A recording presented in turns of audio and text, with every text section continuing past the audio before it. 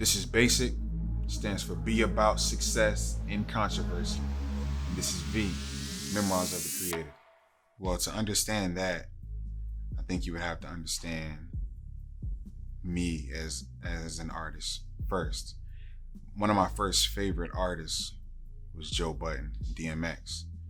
The Joe Budden album was I remember that being like one of the first albums I got. DMX Dark and Hell is Hot. That was I got that on cassette. I remember listening to that and hiding it from my mom. And I didn't want them to know that I was listening to rap music. Growing up in a Christian household. So from then, that was my introduction on how to tell a story through music and be vulnerable through music. And I took that and I started to, create like that. I started to write like that. And I liked it. I liked telling a story. That was my thing. And so fast forward to when the album comes, when it's time to start making the album, I was going through a lot at the time. I had gotten married when I was young, 20 years old. And I was married for about 7 years. And it wasn't easy. It wasn't easy being married young. And I say it wasn't easy because I was trying to live two lives. Meaning I was trying to grow up and be in the streets with my homies, just go to the club and stuff like that and have fun. But at the same time, learn how to run a household and just be a husband and be a man at that. And so, it just came to an end, and that was my fault. But that's not neither here or there, but it's something that we'll talk about later. But as far as the inspiration for the album, it was what was happening in my life, the struggles that I was going through, and wanting to find a way to articulate that through my music. So I just began to write. I began to take note of what was happening and how I felt about things and really just articulate that into songs. And the 14 however many songs that's on the album weren't the only songs that I made, weren't the only ideas that I had, but it was just the ones that I had just put together for the album I thought would make sense. But yeah, man, there was a lot building up to that album. Okay. I know with the creation of this album and how many songs you curated and found muses to write the music. I know it cost you a pretty penny. So let's talk about how much money. You don't have to say particularly the price, but I know it cost a lot because you probably got songs mixed and mastered that you didn't even use. So talk about that process and finding the money to actually fund the record. So I started to create this album, I say around 2013, 2014. Mind you, I was in the Navy. I joined the Navy in 2006. I got out in 2016, so I was still in the military. And so I had consistent income. However, learning about being an artist and learning the right way to do it in my eyes, which was having your own original music, I learned that quickly that this is going to cost. When you put a song together, you pay for recording, for using the studio, and then after that you pay to get it mastered, and then you have to pay to own the beat and things like that. Those are things that I was going through. So the money, I would say it like this. I remember getting credit cards, and I had never used credit cards before, but just using them towards my music, using them as ways to help to pay for some of these beats and things like that, and putting myself in debt and, being behind on different things and having to wait until I get paid again. And mind you, I have other bills. I have other bills to pay as well. I had just gotten separated, so I'm trying to figure out how to live on my own. And I lived on my own for the first time. And so all the expenses that come with that. So it was, I don't know. I don't even know the total number, but I made up close to about 30 songs total for the album. And you can kind of just do the math on how much money. How much it was. Yeah, that's just the sum of I that. know it was a pretty penny, man, but that goes to show how much you cared for the album, how much you cared about the album, and actually creating a moment, you know? Yeah. So, in you talking about the money aspect of everything,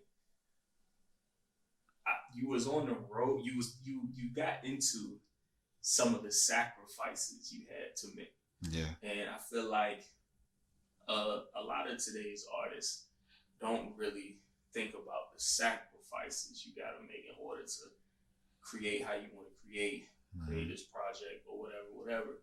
So talk about like what was a real obstacle you had to get through in order to create the album.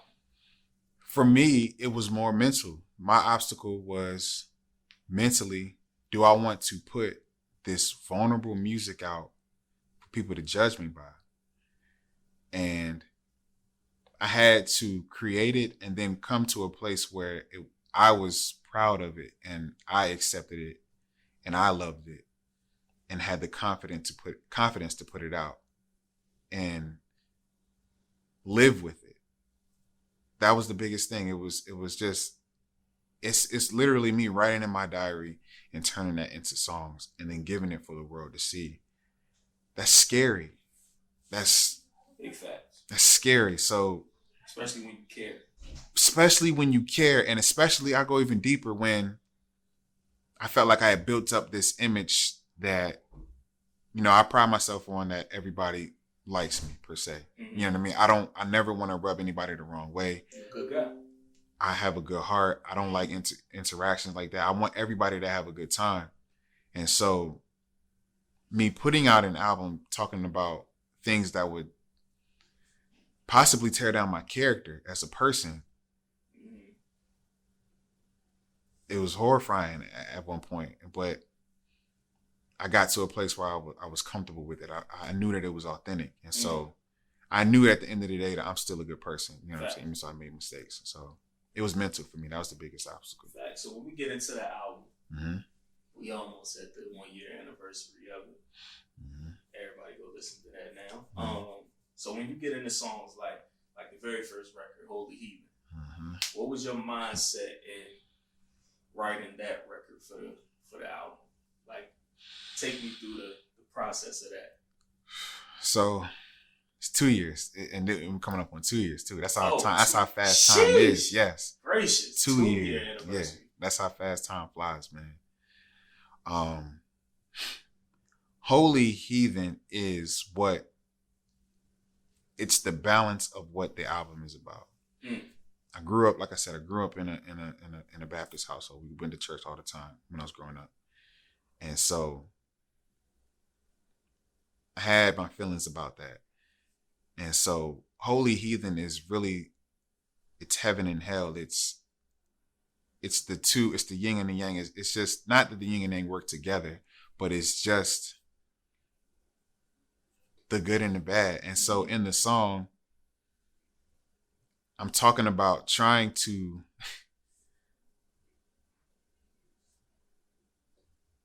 be a good person, but I have these thoughts and these temptations in my mind. I'm trying to fight those at the same time as well. And it's a tug and pull. Fact. And it's the basis of what the poem that's going throughout the album by Evan. His whole poem is about Holy Heathen, the both sides of that. So okay, so yeah, man. We take a turn in the album, and then we, track 4, we go on the trap.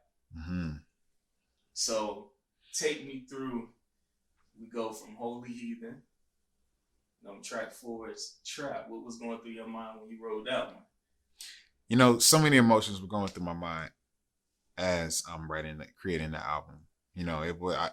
so many things were happening. And so even the opening lyrics, either do or die or suicide, or, you know what I mean? Take me back to that place.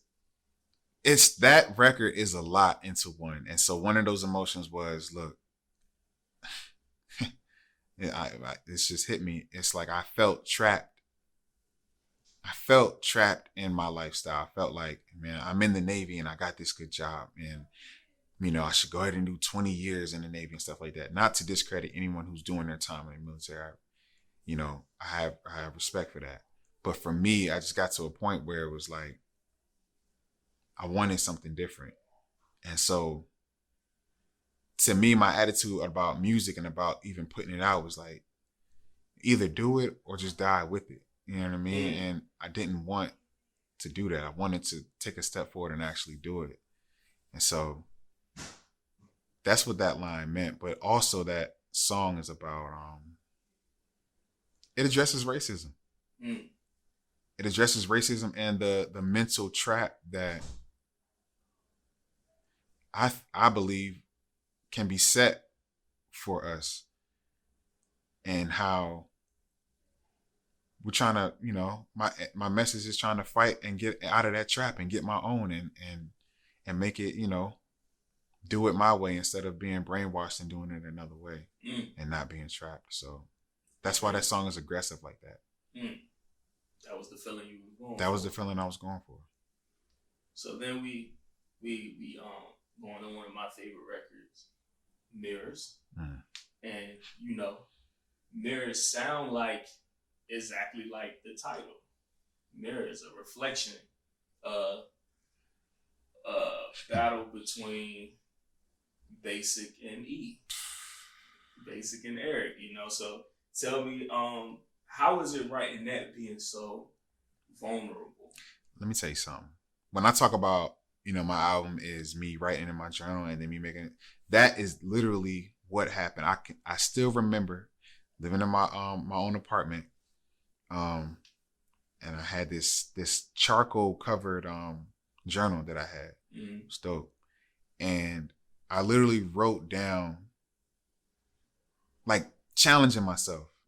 Like, you need to get better. You're bad at this. You need to get better at that. It was a lot of that. And really just challenging myself to be better. And so after doing that, I wrote the song and it just came out how it did. Once I heard the beat, it just made sense for it to be like that. I didn't want it to have any hook in it. I wanted to just really look in the mirror and challenge myself to get better. And it's still something to this day that I'm working on doing. Some of the things from the song, I still work on doing.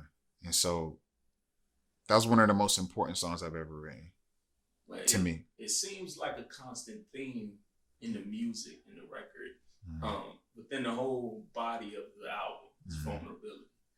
So take me back to when you heard the beat for Hey. That's one of my favorites too. Like, once it come on, Should I Leave It? Like, it's just it's an amazing record, but it's also vulnerable. Take me back to the mind state that you were in during that time. Listen, man. Because that's hard. That's hard for a man to do. Listen, man. Okay, let's start with the beat. King is the name of the group. I believe it's 3 black females as an artist. King is their name. And so that's their sample that I took and I looped it. Yeah, you created it. Yeah. And so, but yes, I did. I heard that sample from a Kendrick Lamar song. I forgot the name of it, but it was on Section 80. And I heard that sample and I went to the sample and I got it and I sampled it and I liked it.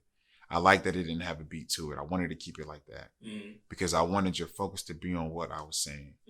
And so, let me put it like this. Throughout the album, I talk about how I cheated on my ex-wife and mentally what made me do it and me asking for forgiveness and me just going through all those emotions. Keep it a buck. So Hey is me. That's my apology. That was my apology. And, you know, as an artist, you create these things, right? Mm-hmm. For me, I create music that I won't have in a regular conversation. I won't say can't. Mm-hmm. I won't or choose not to have in a regular Yeah, conversation. it can be tough So on both parties involved. that song was me letting it all out and me apologizing to my ex-wife. And that wasn't an easy space to get into.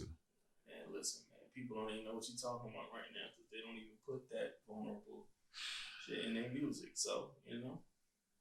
Yeah, man. So let's final record I'm gonna ask you about on the album. Mm-hmm. The ending track. Ups and Downs. Why did you choose that song to end the album with? Because I always wanted to tell you, I wish you would have ended it with "Hey." Gosh, especially since I never knew you thought or felt that it was your apology.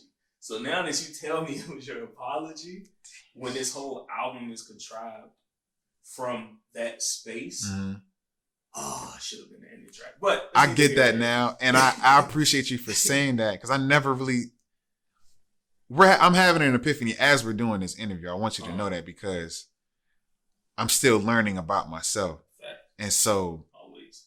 Yeah, that would have been, That's crazy. But ups and downs. Yeah. Why'd you decide at that time to end the album with that? Mm-hmm. And what was the thought process in it? Ups and Downs was the very first song that I made in the process for the album. Even though on this, it was the very first song that I made for the album. I remember writing that sitting on the floor. I was still married at the time. Sitting on the floor and writing that, just coming up with that. I made the beat and I recorded it and it felt right. The beat, I put it at the end. I remember because I sequenced the album too. And I was very big on, okay, this energy has to match that energy. And I need an interlude to connect with this. It was a very rigorous process. Sequencing an album is that's why they have executive producers. Yeah, when you care. When you care, dog. So people just throw stuff together that don't even, But it's okay. So Ups and Downs, I knew for the beat, it didn't fit with the rest of the mode of the other beats. But it was so important to me that I wanted to put it on there. And to be real with you, if that was going to be my only album that I put out or the last one that I put out or whatever happened to me, the last song, my last word, I wanted it to be that song. It touched everything for me. It touched how I felt about myself, and it also touched on the not black issue as in black issue with people, but the issue of being black through America's lens. Okay. It touched on that too. So I felt like it was just a wrap up of myself, and I wanted to put that at the end. That's dope, man. That's dope. Yeah, man. So let's explain cover art. Okay. What was that? Why'd you the half face almost dark cover? I've seen the other versions. What made you go with that one? Holy Heathen, bro. Okay. Half of my face is shown, the other half isn't. It's duality. I played with that throughout the album. And so there's a halo over my head for, holy, and then there's a fire, the match, it represents the other side. And so it's the duality. I liked it just being half of my face. And Tierra Carroll is her name, and she was a blessing. She was an artist, and she is an artist. And I remember sending her some songs, and I sent her basically a synopsis of what the album is. And she created that masterpiece, man. And to this day, man, I will always thank her for that. Yeah, that was hard. I will always, as an artist, please appreciate everyone who is involved in your project, because it's their that was her performance too. You know what I mean? Sure. Like, even though, I'm not an A-lister or whatever, it's still her work, and she put so much care into it, and I'll always thank her for that, man. Big facts. But yeah, man, being the duality was the reasoning behind that. Let's get into some of the features on the album. What was the? Let me not ask that. What was the? You can ask it. The hardest feature to get. You know, I mean, there's two features. There's Ibn Shakur, who does the poem throughout, and there's Lanique, and you know, I damn near didn't want to have any features, but I needed those two. I needed that poem from Ibn to flow throughout the album to make it connect, and I needed Lanique's voice on Ups and Downs, No Patience, and Lion Peace. I needed that. It was the right touch. So, and they were both very easy to work with. And so the hardest part actually was, you know, me doing it without really any other rap features, and me questioning like, me questioning like, you know, am I rapping too much? Should I break up the? Those are the questions that I was going through in my head. So it was more so that. But as far as working with them, they were both phenomenal, man. Yeah, okay. Yeah. So, what was the last question I was going to ask you? Okay, so when you came up with this idea to close out this portion of the E album, right? E Extended again comes out next week. Why did you want to have a sit down to really explain your vision for the album? And why did you want to close out this chapter in your life? Loaded question, but I love it though. Need it. Yes. I wanted to do this sit down because as a way to challenge myself, one, I want to be more open about who I am as a person. And I want that. I want people to understand who I am, because I don't want to die one day and it's like the people who I care about not really know who I am as a person and the ins and outs of myself. And so I wanted to explain the context of the album and give the groundwork for the album so that the listener can appreciate it more. I felt like my album was appreciated by those who listen.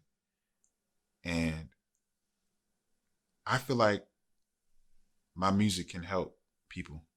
For sure. I think me being vulnerable can help someone. I always wonder about, well, what's going to be my contribution to the world? And when I die, like what is going to be left? You know, what can I leave behind that can impact somebody? That can impact my kids. I want my kids to grow up and be able to look back and listen to my music and understand who I am, yes, but also see things like this, you know, besides just our conversations. But, you know, it's different when you're able to, it has to be a dope feeling to be able to see, as a kid, maybe to see your parent, like, see them do something like this and really understand them from that point of view. So, number one was to challenge myself to be more vocal. And then also to get a true understanding of what it took to make the album. So, yeah, man. I really this is my baby. The album is my baby, and I'm glad that I put it out. I'm glad that it's, you know, because it's therapy. It was therapy for me too. It still is therapy for me too, and that's one of my contributions to the world, man. Well, I appreciate you. Yes. Appreciate the sit down. Yes, sir. And we out of here. Yes, indeed. Appreciate you, man.